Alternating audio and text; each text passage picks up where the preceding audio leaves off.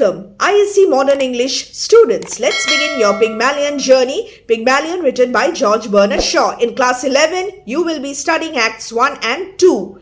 And in this session, I'm going to give you the line-by-line explanation of Act 1 of Pygmalion. This is video number 1. Dear students, subscribe to our channel and share these sessions as much as possible because ISC Modern English is your new English literature syllabus. So please share such sessions as much as possible and tap the bell icon as well. And check the pinned comment section for important video links related to your ISC English language syllabus. Covent Garden at 11:15 p.m. The scene is laid in Covent Garden, London at 11:15 p.m. Torrents of heavy summer rain. It is raining heavily. It is night. Cab whistles blowing frantically, madly in all directions. There is rush all around. There is so much noise all around, chaos all around because it has started to rain all of a sudden. And pedestrians are running for shelter into the market and under the portico of St. Paul's Church where there are already several people. The rain forces people from a variety of different social classes to come together under the portico. Keep this in mind. People from different social classes come together right at the beginning. Among them a lady and her daughter in evening dress. They are also there and they are all peering out gloomily, sadly at the rain, except one man. And what is this man doing? One man with his back turned to the rest who seems wholly preoccupied, engrossed with a notebook in which he is writing something very busily. The church clock strikes the first quarter. So, before starting the line-by-line explanation, quickly take down a few points. Copy them. Keep them in your mind. Act 1 constitutes the exposition of the play. This is the dramatic significance of Act 1. Serves as the exposition of the play. The principal characters like Eliza, Professor Higgins, Pickering, Freddy also have been introduced here and the theme of the play has been indicated. So there is humor as well in this scene. Exposition. This term is important. The daughter. In the space between the central pillars close to the one on her left, I am getting chilled to the bone. What can Freddy be doing all this time? He's been gone 20 minutes. Chilled to the bone, very cold, feeling cold deep inside the body. The daughter is feeling very cold. She is annoyed. She is irritated. What has Freddy, and Freddy is her brother, been doing all this time? He's not there. He has gone somewhere where he has gone to get a cab. And he went to get a cab 20 minutes ago and has not returned so far. The mother. On her daughter's right, not so long, but he ought to have got us a cab by this. He has not been away so long, but he ought to have got us a cab by this time. Mother is more understanding than the daughter. A bystander. On the lady's right, he won't get no cab until 11:30, missus, when they come back after dropping their theatre fares. So the cabs have all gone away with passengers. They have gone to drop them at their respective destinations. So it will be pretty late and they will be late to come here. He will get no cab. Not until 11:30, miss, when they come back after dropping the passengers who hired the carriages as soon as the theatre show was over. But we must have a cab. We can't stand here until 11:30. It is very late and the situation is not favorable. It's too bad. Well, it ain't my fault, missus. Ain't. Non-standard contraction for it's not or have not. It is not my fault. You cannot blame me, the daughter. If Freddy had a bit of gumption. Gumption, common sense, practical sense, resourcefulness. He would have got one at the theatre door only.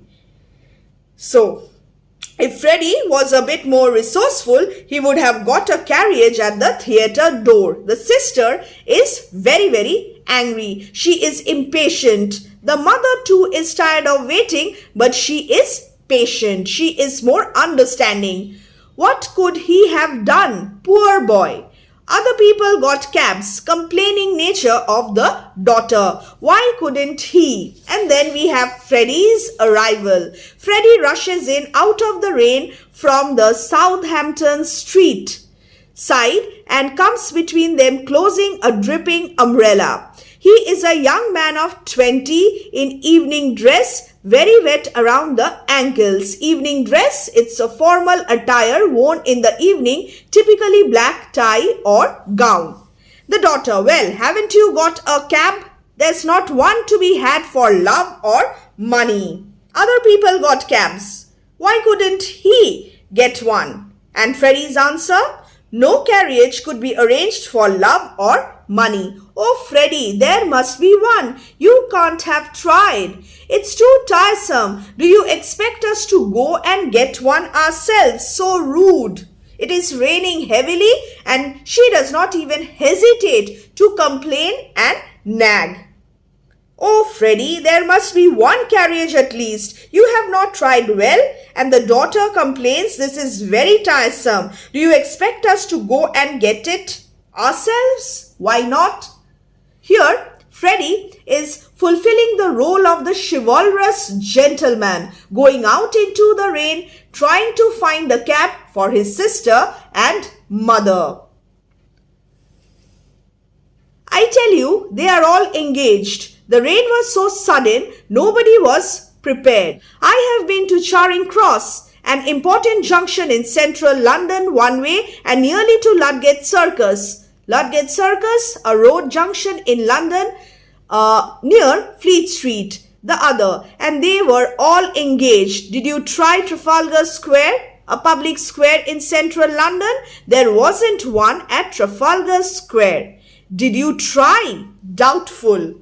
I tried as far as Charing Cross station. Did you expect me to walk to Hammersmith, a district in West London? You haven't tried at all. You really are very helpless. Freddy, go again and don't come back until you have found a cab. Here, the gender roles are pushed to comic effect. Freddy is forced by his mother and sister to be chivalrous, even though doing so is pointless. He will not get a cab. There are no cabs. I shall simply get soaked for nothing. My efforts will be vain and futile. And what about us? Are we to stay here all night in this draught? A current of cold air with next to nothing on, you selfish pig. Oh, very well, I'll go. He opens his umbrella, dashes off strandwards, but comes into collision with a flower girl. What happens after this?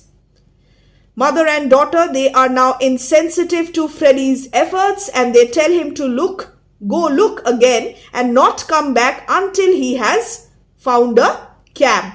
And as he leaves, finally he agrees, and as he leaves, he bumps into a flower girl who calls him Freddy.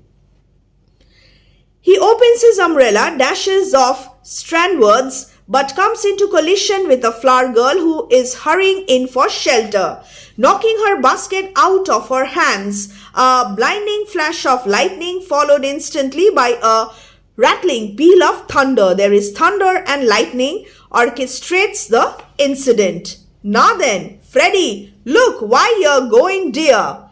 And dear is the Cockney variant of dear. They bump. Freddy bumps into the flower girl and some of her flowers are scattered. She is annoyed. Sorry, he rushes off. Freddy does not pay much attention. The flower girl says, be careful how you rush out so carelessly and collide with others. And he simply says, I am sorry, and he goes away. And the flower girl here speaks. Picking up her scattered flowers and replacing them in the basket. There's manners for year. T.O. benches o violets trod into the mad. She sits down on the plinth, the base of a column or pedestal of the column, sorting her flowers, trying to pick them up on the lady's right. She is not at all an attractive person. Description. She is perhaps 18, perhaps 20, hardly older. She wears a little sailor hat of black straw that has long been exposed to the dust and soot of London and has seldom, if ever, been brushed. She is not wearing any expensive, beautiful dress. She is not at all an attractive person also. And she is irritated at this very moment. What bad manners you have. My bunch of violets are all covered with mud. Mad means they are dirty, or slang for mud. She is not at all a romantic figure, an attractive figure. She is perhaps 18, 20, hardly older. She is no doubt as clean as she can afford to be. But compared to the ladies, she is very dirty. Keep this piece of information in your mind. Remember this. Her hair needs washing rather badly. Its mousy color can hardly be natural. She does not belong to the upper class. But she seems to know Freddy's name. How is it even possible? She wears a shoddy black coat that reaches nearly to her knees and is shaped to her waist. She has a brown shirt with a coarse apron. Her boots are much the worse for wear. She is no doubt as clean as she can afford to be, but compared to the ladies, she is very dirty. Her features are no worse than theirs, but their condition leaves something to be desired, and she needs the services of a dentist. This is the description of the flower girl. The first impression, not at all a romantic figure. How do you know that my son's name is Freddy? Pray. The mother is suspicious. She is curious to know how is it possible for this flower girl to know the name of his son. The mother belongs to the upper class of society and the flower girl belongs to the lower class of the society. So how is it possible for her to know the name of his son? How is ye oa son? So this is Cockney dialect. And what is the meaning of spoil? Dialectal speech, possibly misspoken form of spoil. What is the meaning of this section? Oh, he is your son. Oh, yeah, he is your son. Is a wall feud then. Why duty bomb some other should? What is the meaning of this? Let's try to understand. If you had taken good care of his manners, he would not have run away without paying a poor girl for her flowers, which he has spoiled. Will you pay for them? Will ye pay me for them? Here with apologies, this desperate attempt. So this is Cockney dialect. She speaks using a dialect. This is not normal English. To represent her dialect without a phonetic alphabet must be abandoned as unintelligible outside London. Do nothing of the sort, mother. The idea. Please allow me. Clara. Name of the daughter, Clara. Have you any pennies? No, I have nothing smaller than 6 pence. 6 pence, a coin worth 6 old pence. So it's pre-decimalization. The flower girl, hopefully, I can give you a change for a tanner. What is tanner? Slang for a 6 pence coin. Kind lady, the mother to Clara. Give it to me. Clara parts reluctantly, unwillingly. Now, to the girl, this is for your flowers. Thank you kindly, lady. Make her give you the change. These things are only a penny bunch. So, why are you paying so much to her? The flowers will not cost much. To hold your tongue. Clara to the girl. You can keep the change. Oh, thank you, lady. Now tell me how you know that young gentleman's name. The mother is only concerned about the fact, only curious to know how is it possible for this strange flower girl to know the name of her son. I didn't. I heard you call him by it. Don't try to deceive me. Protesting, who's trying to deceive you? I called him Freddy or Charlie, same as you might yourself if you was talking to a stranger and wished to be pleasant. She sits down beside her basket. She does not pay much attention to the curiosity of the mother.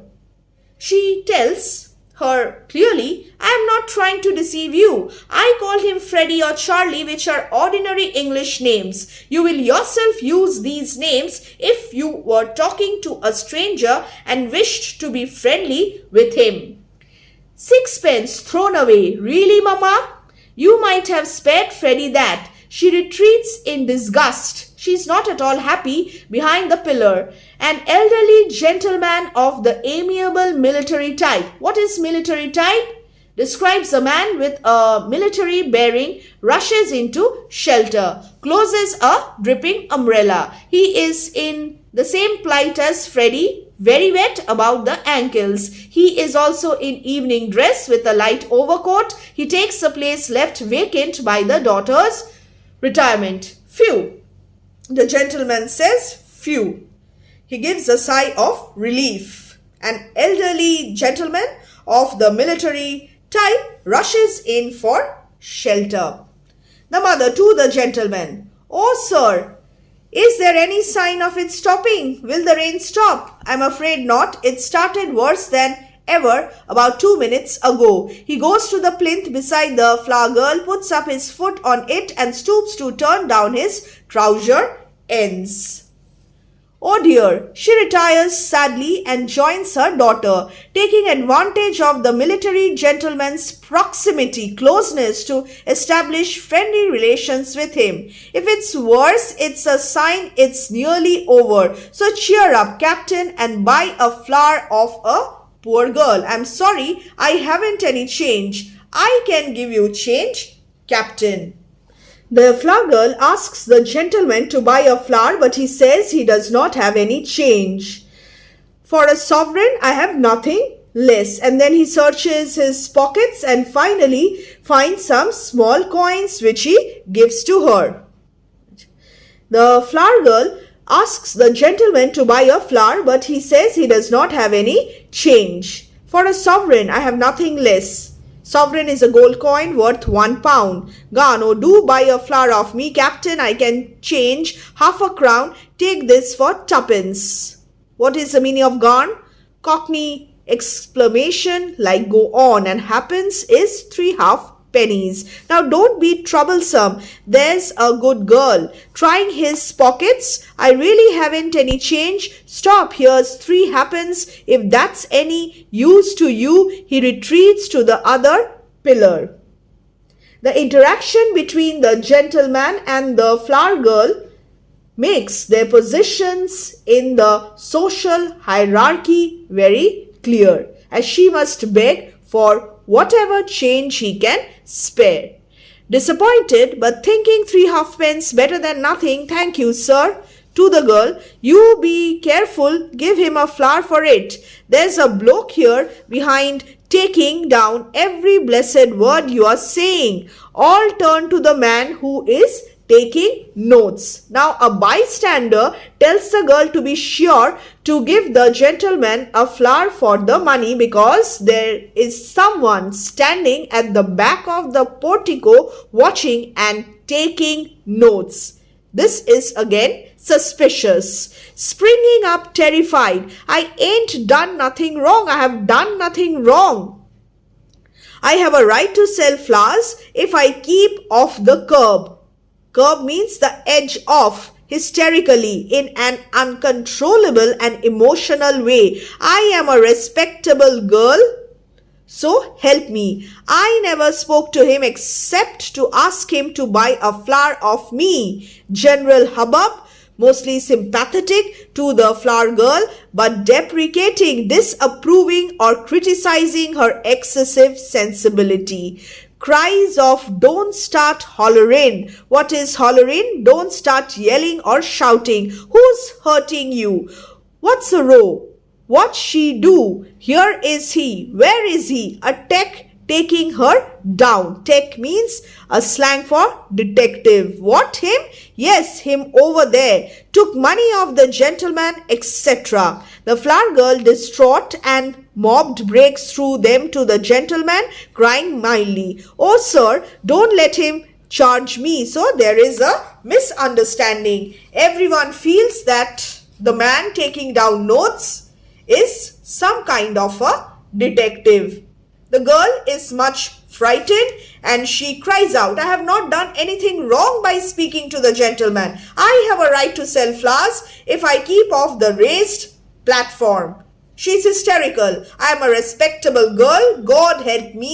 I never spoke to the gentleman except to ask him to buy a flower from me." The flower girl goes through the people to the military-looking gentleman, crying wildly, and there also she tells him, don't let that man accuse me of prostitution. You do not know what my character means to me, what my dignity means to me. They will take away my character and compel me to take to the streets for speaking to a gentleman.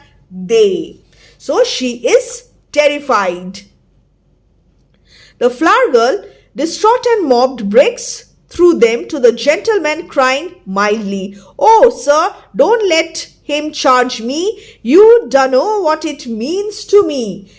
This will ruin my reputation. They will take away my character, ruin my reputation, and drive me on the streets for speaking to a gentleman." Here, the bystander misinterprets the note-taking man's appearance, thinking he is some kind of a detective or a policeman. So there is lack of knowledge about another social group's slang causes confusion over here. Coming forward on her right, the note taker comes forward on her right, the next crowding after him, the rest crowding after him. There, who's hurting you? You silly girl, what do you take me for? The bystander, "It's all right, he's a gentleman. Look at his boots." Explaining to the note taker, "She thought you was a copper's narc, British slang for a police." Sir, with quick interest, what's a copper's narc? Inept at definition, he is unable to give the definition of copper's narc. It's a copper's narc, as you might say. What else would you call it? A sort of informer. Still hysterical. "I take my Bible oath. I'm very serious. I vow, I promise, I never said a word." The note taker, overbearing but good humored, "Oh, shut up. Do I look like a policeman?" Overbearing, bossy. Far from reassured. So she cannot control her emotions. She is terrified. "Then what did you take down my words for? How do I know whether you took me down right? You just show me what you have wrote about me." The note taker opens his book and holds it steadily under her nose, though the pressure of the mob trying to read it over his shoulders would upset a weaker man. "What's that? That ain't proper writing. I can't read that." She is unable to read what the note taker has written. "If you are not a spy, why then did you take down my words? And how do I know whether you have correctly put down the words I used? You just show me what you have written about me." And the note taker opens his book, holds it steadily under her nose. What is that? That is not proper writing. Unable to read. She's upset. "I can," reads, reproaching her pronunciation.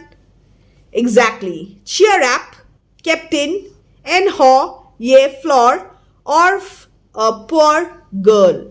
What is the meaning of haw? Exclamation or hesitation, noise. The note taker reads, Cheer up, Captain. This is what he has taken down. Cheer up, Captain. Cheer up, Captain. Cheer up, Captain, and buy some flour from a poor girl. Poor gel. So it is poor girl. Much distressed. It's because I called him Captain. I meant no harm to the gentleman. Oh, sir, don't let him lay a charge against me for a word like that. You, the gentleman. Charge? I make no charge. To the note taker. Really, sir, if you are a detective, you need not begin protecting me against molestation by young women until I ask you. Anybody could see that the girl meant no harm. Charge? I have not made any charges. And then he speaks to the note taker. Really, sir, if you are a detective, you need not begin to protect me from young women until I ask you to do so. Anybody can see that this girl meant no harm to anybody. So the gentleman defends the flower girl. The bystanders generally demonstrating against police espionage. Course they could. What business is it of yours? You mind your own affairs. He wants promotion. He does. So they are against the note taker. Taking down people's words. Copying down people's words. What is this? Girl never said a word to him. What harm if she did? Even if she spoke to the gentleman. What is wrong with that? So they misunderstand the note taker. They continue to think wrongly that the man is a policeman based on his appearance and behavior. Nice thing a girl can't shelter from the rain without being insulted, etc., etc., etc. They sympathize with the flower girl. She is conducted by the more sympathetic demonstrators back to her plinth, where she resumes her seat and struggles with her emotion. He ain't a tech. He's a blooming busybody. He's a nosy person who interferes in others' business. Blooming is a mild swear word. That's what he is. I tell you, look at his boots. The note taker turning on him genially. And how are all your people down at Chelsea? Chelsea is a seaside town in West Sussex. Again, suspiciously. How did this person get this piece of information? Who told you my people come from Chelsea? Never you mind. They did. To the girl, how do you come to be up so far east? You were born in Lisson Grove, a working class area. So Lisson Grove in London. Appalled. Oh, what harm is there in my leaving Lisson Grove now? It wasn't fit for a pig to live in. The living conditions were very poor. It wasn't fit for a pig to live in, and I had to pay 4 and 6 a week. In tears. Oh, boo hoo hoo. Live where you like, but stop that noise. To the girl. Come, come. He can't touch you. You have a right to live where you please. A sarcastic bystander thrusting himself between the note taker and the gentleman. Park Lane, for instance. I would like to go into the housing question with you. I would. The flower girl subsiding into a brooding melancholy over her basket and talking very low.